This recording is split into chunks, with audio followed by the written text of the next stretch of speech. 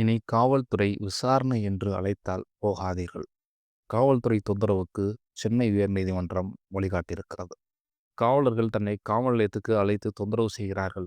அதிலிருந்து பாதுகாப்பு வழங்குமாறு கேட்டு சென்னை உயர்நீதிமன்றத்தை நாடியிருக்கிறார் ஒருவர். இந்த வழக்கு மாண்புமிகு நீதிபதி இளந்தரையன் அவர்கள் முன்பு வந்தது.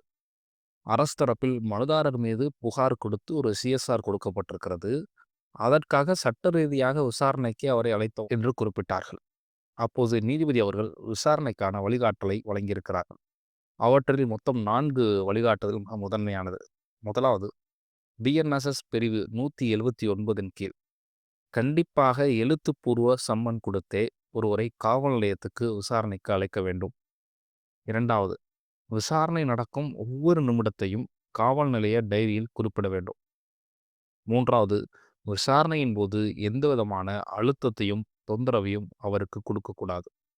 நான்காவது, உச்சநீதிமன்றம் கொடுத்துள்ள லேண்ட்மார்க் ஜட்ஜ்மெண்டான லலிதா குமாரி வழக்கின் முழு வழிகாட்டலையும் கட்டாயமாக பின்பற்ற வேண்டும் என்று குறிப்பிட்டிருக்கிறார். இந்த 4 வழிகாட்டுதலும் மிக முக்கியமானது. அதிலும் முதலாவது வழிகாட்டல் டிஎன்எஸ் பிரிவு 179 கீழ் கண்டிப்பாக எழுத்துப்பூர்வ சம்மன் கொடுத்தே ஒருவரை காவல் நிலையத்துக்கு விசாரணைக்கு அழைக்க வேண்டும் என்பது.